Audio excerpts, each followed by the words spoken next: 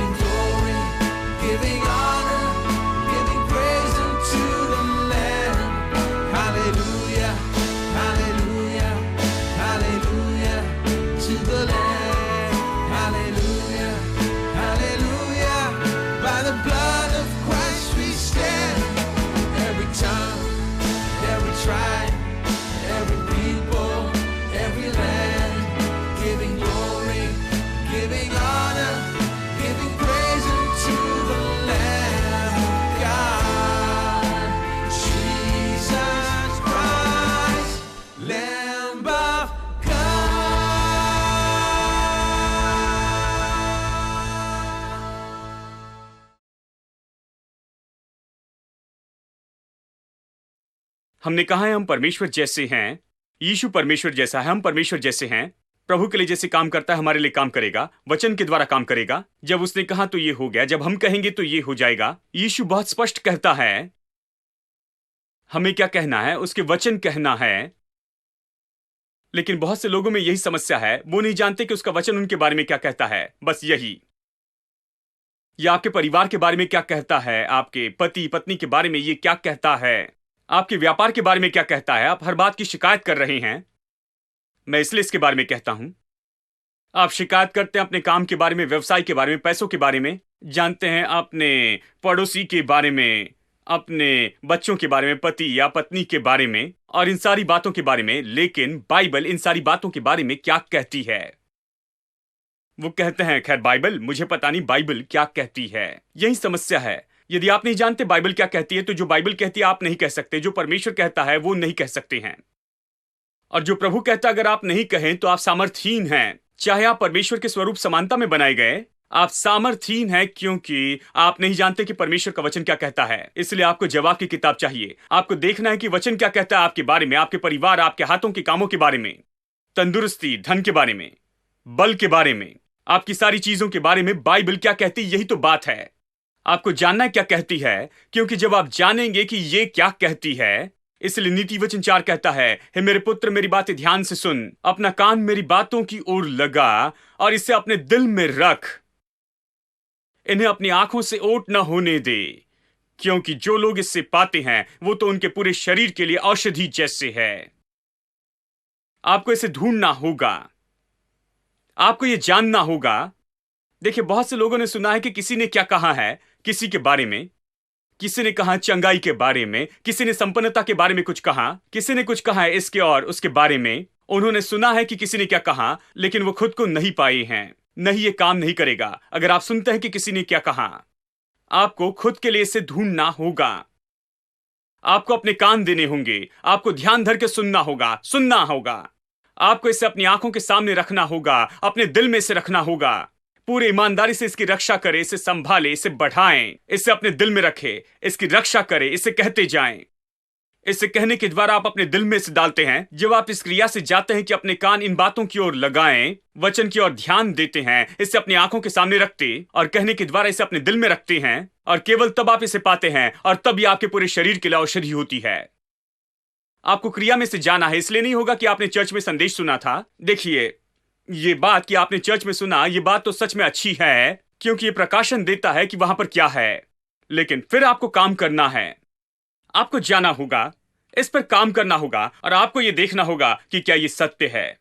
यह अच्छा है कि आपने मुझसे ये सुना है, यह अच्छा है कि आपने दूसरे प्रचारक से सुना है, यह सब अच्छा है। जब आप किसी और की ओर से इसके बारे में सुनते हैं तो ये तो निश्चय ऐसा समय होता है, आप पहली बार इसे जानते हैं, लेकिन उसके बाद में आपकी खोज शुरू होती है। देखिए, मैं ये जो प्रचार कर रहा हूं, मैंने कई साल पहले इसे सुना। मैंने किसी से ये सुना, मैं कभी नहीं भूलूंगा। मेरे रोंगटे खड़े हो गए, बस ऐसे ही। मैं बस जाग गया और मैंने कहा, मेरे प्रभु, क्या मैं मरकर स्वर्ग में पहुंच गया हूं? ये लोग क्या कह रहे हैं? मैं सुनने लगा। मैंने उनके टेप्स लिए और मैं उसे सुनने लग गया। कुछ टेप्स तो मैंने 5-6 बार सुने हैं। कुछ किताबें तो मैंने इतनी बार पढ़ी है कि मैं तो बस आपको उस किताब का सारांश ऐसे बता दूं। मैं उसमें से गया, कोशिश कर रहा था कि ये खोज करूं कि क्या ये सत्य है, क्या ये सत्य है, ये जो कह रहे हैं, क्या ये सच में सत्य है। और जब मैंने इसे पाया कि ये सत्य, तो मैंने इसे पकड़ लिया, इसे कहते गया, इस पर विश्वास करने लगा, इसका प्रचार करने लगा, इसका अभ्यास करने लगा, और फिर ये हो गया मेरी सफलता का मार्ग। ये मेरे जीवन का मार्ग बन गया सफलता के लिए। आमीन। ठीक है, तो हमने देखा है परमेश्वर कैसे उपयोग करता है। परमेश्वर कैसे उपयोग करता है? उसने पूरे संसार को बनाया, पूरे संसार को बनाया अपने वचन से। विश्वास जो वचन के द्वारा काम करता है, उसने पूरे संसार को बनाया है। मेरे साथ निकालिए 2 कुरिन्थियों अध्याय 4 वचन 13। इसलिए कि हम में वही विश्वास की आत्मा है जिसके विषय में लिखा है, मैंने विश्वास किया इसलिए मैंने बोला। अतः हम भी विश्वास करते हैं और इसलिए बोलते हैं। ठीक है, हम ये वचन जानते हैं, लेकिन इसके पहले के कुछ वचन पढ़ना चाहता हूं, क्योंकि मैं चाहता हूं कि देखे पौलुस कैसे कहता है। वो कहता है, मैं विश्वास करता हूं इसलिए कहता हूं। कई बार जब मैं बताता हूं तो कहता हूं समस्या को न कहें लेकिन उत्तर को कहें, तो लोग कहते हैं ये कैसे होगा, मैं कैसे केवल इस जवाब को कह सकता हूं और समस्या के बारे में न कहूं। वो सोचते मैं उन्हें झूठ बोलने के बारे में कह रहा हूं। यदि कोई पूछे कोई समस्या है, नहीं मुझे कोई समस्या नहीं है, ये झूठ है। हम आपको झूठ बोलने के लिए नहीं कहते हैं। अगर डॉक्टर के पास जाओ और वो पूछेगा क्या हो गया, तो आप कहेंगे उसके कोड़े खाने से मैं चंगा हो चुका हूं, तो वो कहेगा घर जाइए। मेरा समय क्यों बर्बाद करते हैं?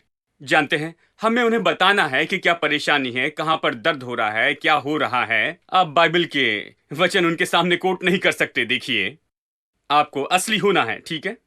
और हम असली होने के विरुद्ध में नहीं हैं, गलत न समझें। हम लोग वास्तविक होने के विरुद्ध में नहीं हैं।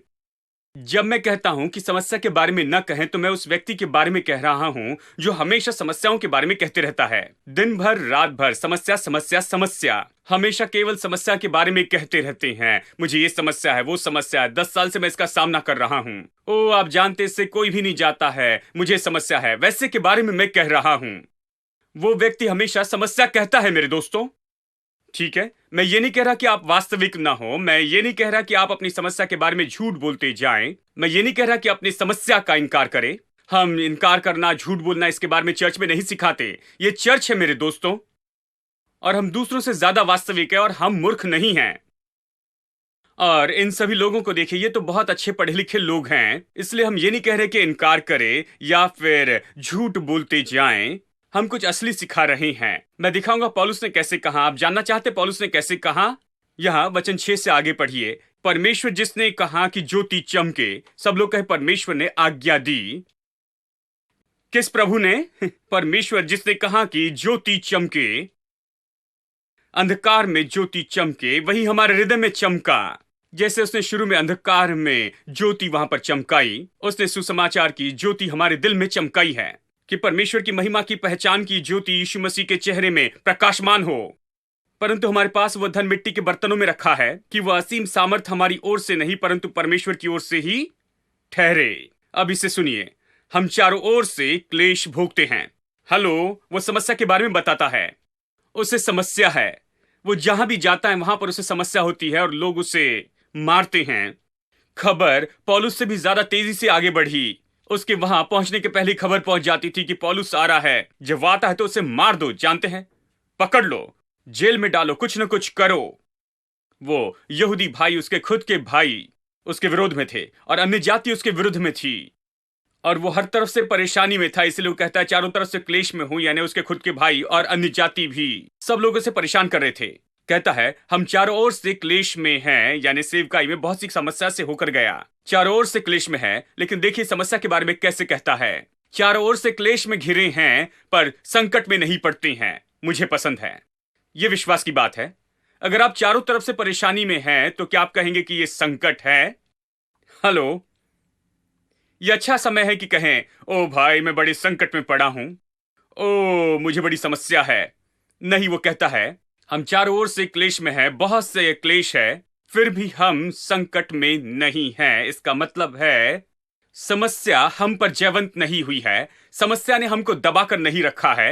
हम उस समस्या से बढ़कर हैं। जब आप परेशानी में होते हैं तो आप ये सोचने लगते हैं कि परेशानी जो है वो आपसे बड़ी है, तो आप खुद को संकट में समझते हैं। फिर आप उसके बारे में कुछ नहीं कर सकते। आपने सुना है संकट का सेल, मतलब वो संपत्ति बेचते हैं क्योंकि वो कुछ नहीं कर सकते इसलिए बेच देते हैं। ठीक है, समस्या उससे बढ़कर है, उन्हें यह करना ही होगा। वो कहता है चारों तरफ से हम क्लेश में घिरे हैं, जहां भी मुड़ूं वहां पर क्लेश होता है, लेकिन हम संकट में नहीं हैं। विश्वास की बात मुझे पसंद है, वास्तविक है। कहता है हां मुझे परेशानी है, हर जगह मुड़ूं वहां पर मुझे क्लेश होता है, लेकिन मैं संकट में नहीं हूं। मैं समस्या से बड़ा हूं। मेरा परमेश्वर समस्या से बड़ा है। मेरा विश्वास समस्या से बड़ा है। मेरे दिल में, मेरे मुंह में जो वचन है वो हर एक समस्या से बढ़कर है। यही तो इसका अर्थ होता है। चारों ओर से क्लेश है लेकिन संकट में नहीं हूं। और फिर ये कहता है हम निरुपाय हैं लेकिन निराश नहीं हैं। वो कहता है सिर घूम रहा है। निरुपाय का मतलब यही तो होता है। मैं नहीं देख सकता कि जवाब क्या है, लेकिन हम लोग निराशा में नहीं हैं। क्या कभी आपका सिर घूम रहा था? कई बार मेरा सिर घूम रहा था। हाँ, लेकिन बात तो यह है, मुझे इस तरह की बात पसंद है। सिर घूम रहा है लेकिन निराश नहीं है। निराश न हो। निराश होना तो यह कहना है ओ सब खत्म हुआ, बस यही, मैं खत्म हो गया, पूरा हो गया, कोई मार्ग नहीं। निराशा बस यही तो है।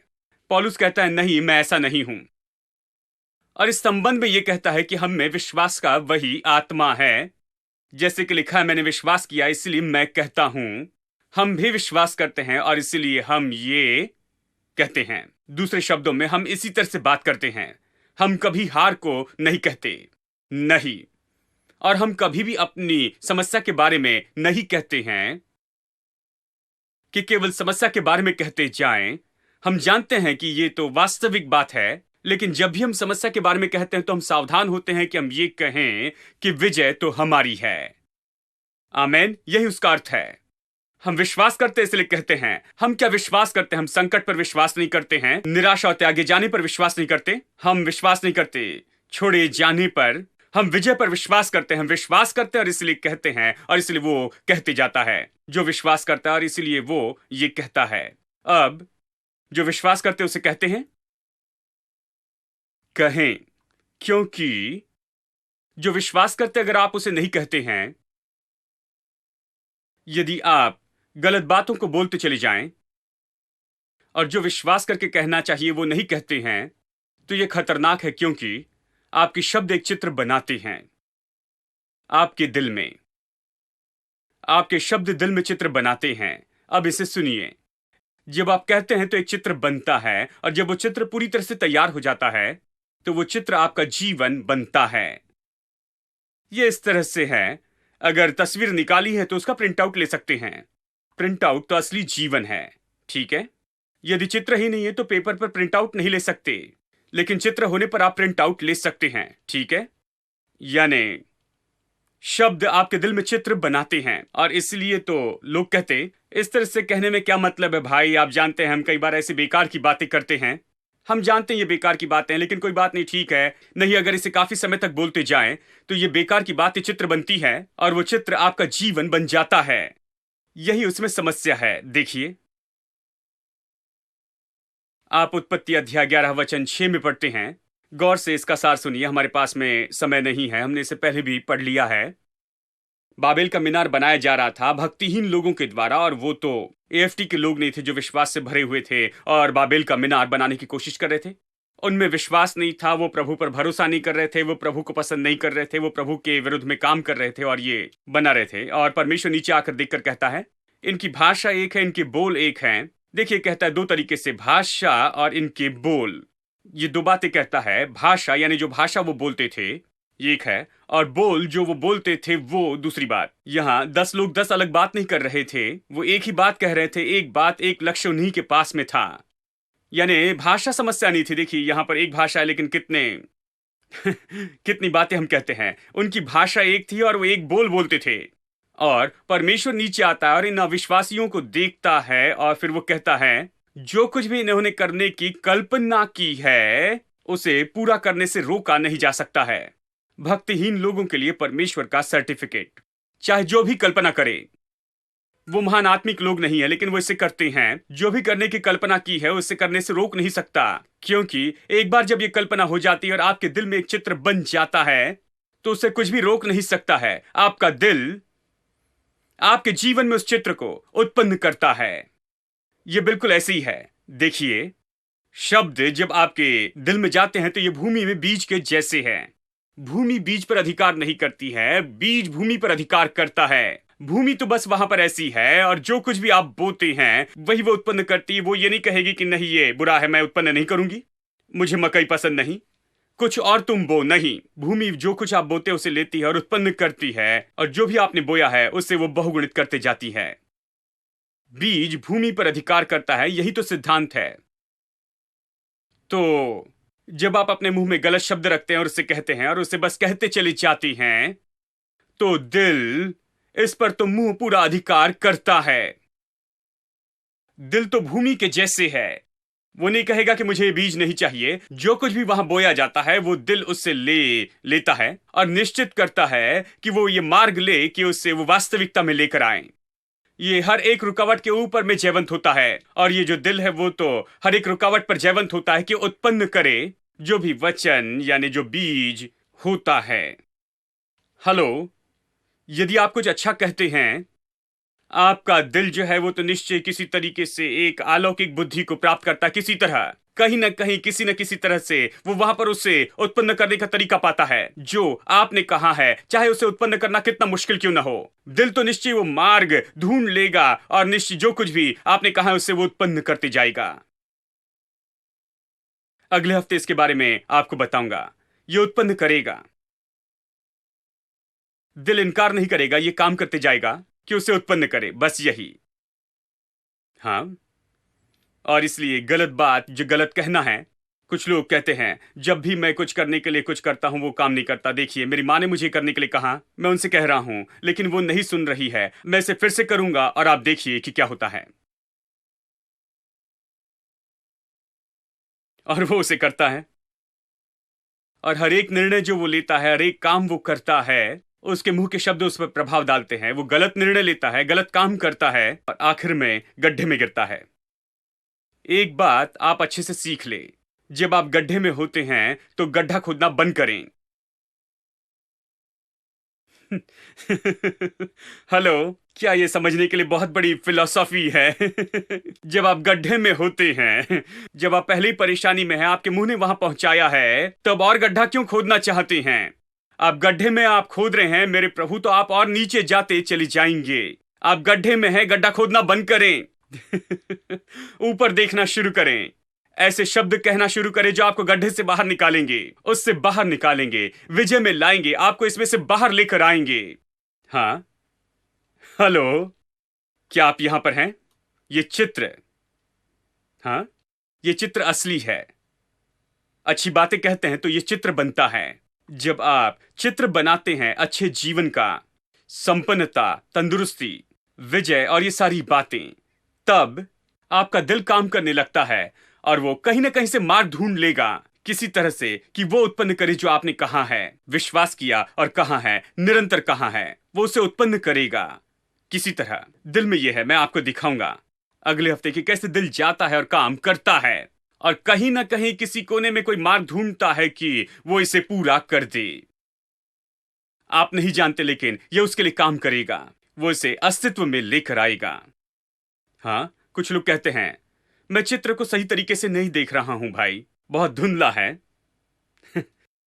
मैं कोशिश कर रहा हूं, आपने कहा कि मुझे अपने दिल में एक चित्र बनाना होगा। मैं चित्र बनाने की कोशिश कर रहा हूं। ये चित्र ऐसे कि मैं खुद को अच्छा नहीं देख पाता हूं, मैं खुद को सफल नहीं देख पाता हूं, मैं खुद को चंगा नहीं देख पाता हूं, मैं खुद को सफल होते नहीं देख सकता हूं, मैं खुद को नहीं देख सकता हूं खुश और मेरा घर बहुत आनंदित है, ऐसा मैं नहीं देख सकता। ये धुंधला है, ये तो बहुत स्पष्ट नहीं है। टेलीविजन पर धुंधले चित्र आप देखते हैं।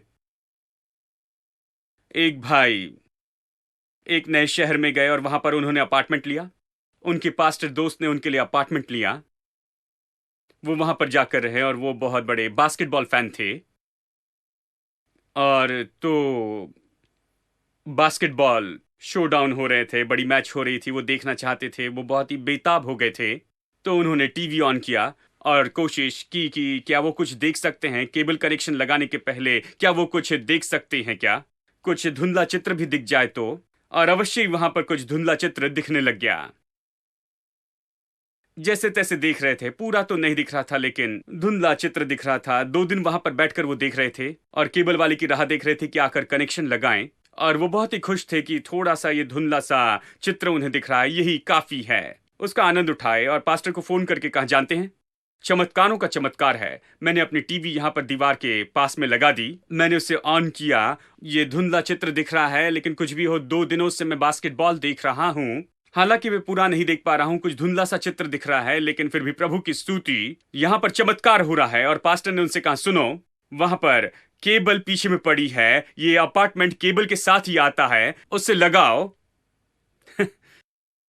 चित्र इसीलिए आ रहा है क्योंकि केबल आपके टेलीविजन के बहुत ही पास में है। बस उसे लेकर टीवी में लगा देना और चित्र स्पष्ट हो जाएगा। और उसने उस केबल को लिया और उसे लगा दिया और फिर चित्र पूरी तरह से स्पष्ट आया। देखिए। मैं यही कहने की कोशिश कर रहा हूं, आपके पास चित्र नहीं है, आपके पास में सफलता का कोई चित्र नहीं है, आपको सफलता का चित्र पाना बहुत ही मुश्किल हो रहा है। आप खुद को इस तरह से नहीं देख सकते हैं, आप खुद को चंगा नहीं देख सकते हैं, आप इस तरह से काम करते हुए नहीं देख सकते, आप खुद को खुश नहीं देख सकते हैं, खुद को नहीं देख सकते हैं। मैं आपको बताऊं, उस केबल को ले और इसे आप लगा दें। परमेश्वर के वचन को ले ले। यह उद्धार का पैकेज केबल कनेक्शन के साथ में आता है। विश्वास का वचन जिसका हम प्रचार करते हैं, ये तुम्हारे निकट है, ये तुम्हारे दिल में, तुम्हारे मुंह में है। इसे अपने मुंह में जोड़ दे। बस इसे ले और अपने मुंह में वचन रखते जाएं और इसे कहते चले जाएं। और शायद आज ये धुंधला सा हो, लेकिन जिस पल आप इसे जोड़ते हैं, चित्र क्लियर हो जाएगा, कनेक्शन आ जाएगा, आप अपने आप को देखेंगे और जो कुछ आप खुद को देखते हैं वही हो जाएंगे। At the cross, where I first saw the light, and the burden of my heart rolled away. It was there by faith I received my sight, and now I'm happy all the day. At the cross, where I first saw the light.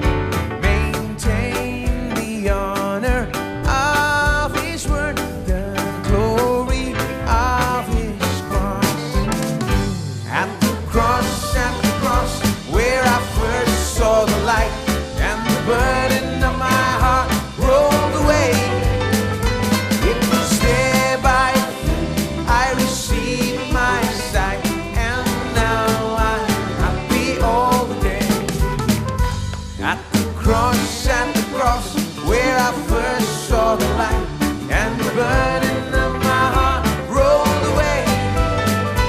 It was there.